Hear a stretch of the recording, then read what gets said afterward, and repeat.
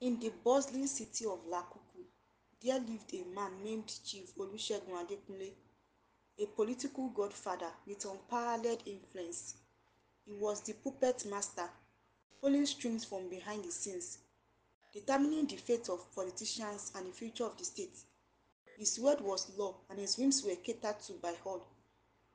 Chief Adekunle's rise to power began humbly as a grassroots politician who connected with the people. However, as he climbed the ranks, he became increasingly consumed by his own ambition and ego. He started to believe he was invisible and above the law and even above God. One day, Chief Adekunle decided to install his putige, Senator Bayo Martins, as the governor of Lakuku State. He manipulated the party primaries, bribed delegates, and intimidated opponents to ensure Senator Martins' victory. The people of Lakuku were dismayed, but Chief Adekunle didn't care. He was convinced of his own infallibility. As Senator Martins took office, Chief Adekunle became the de facto ruler of Lakuku. He controlled the governor's every move, dictating policies and decisions. Lakuku State became his personal pocket, and he exploited its resources for his personal gain. Chief Adekunle's hubris knew no bounds. He started to meddle in federal politics, attempting to install his allies in key positions. He even tried to influence the selection of the next president, believing he could shape the nation's destiny. However, his actions didn't go unnoticed. A group of courageous individuals led by a young journalist named Nneoma Okoro began to expose Chief Adekunle's machinations. They uncovered his corrupt dealings, revealed his manipulation of the political process, and showed the people of Lakuku the true extent of his power. As the truth came to light, the people of Lakuku State rose up against Chief Adekunle. They protested in the streets, demanding his downfall. The federal government, tired of his interference, launched an investigation into his activities. Chief Adekunle, realizing his empire was crumbling, became desperate.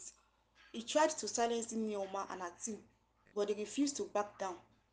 In a final desperate attempt to maintain his grip on power, he ordered his thugs to attack the protesters. However, the people would not be intimidated.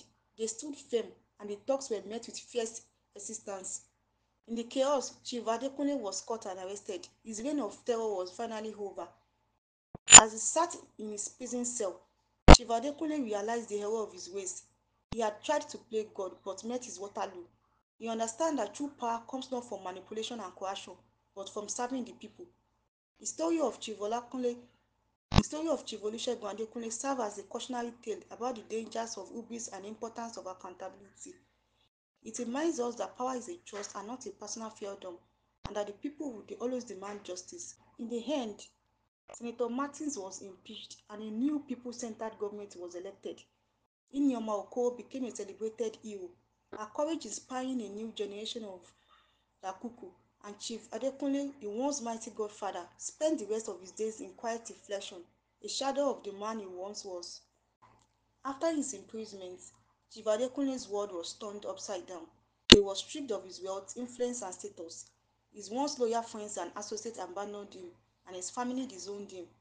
In prison, Chief Adekunle met a wise old inmate named Babatunde, who became his mentor. Babatunde taught him the value of immunity, empathy, and redemption. Chief Adekunle began to see the error of his ways and the harm he had caused. Meanwhile, Nneoma Okoro's star continued to rise. She became a leading voice in Lakuku state journalism, exposing corruption and advocating for good governance. She never forgot the lessons she learned from taking down Chief Adekunle and remained committed to holding those in power accountable. Years passed by, and Chief Adekunle was released from prison as a changed man. He was met with skepticism and distrust, but he was determined to make amends. He started a foundation to support education and youth development, using his experience to guide others away from the path of corruption. One day, Nneoma Okowo received an unexpected visit from Chief Adekunle. He came to apologize for his past actions and express his gratitude for her role in his transformation. Nneoma was surprised but saw the sincerity in his eyes. Their meeting marked the beginning of an unlikely friendship. Chief Adekunle became a valuable source of Nneoma's investigative journalism, providing insight into the workings of corruption. Together, they worked towards a more just and equitable Lakuku state.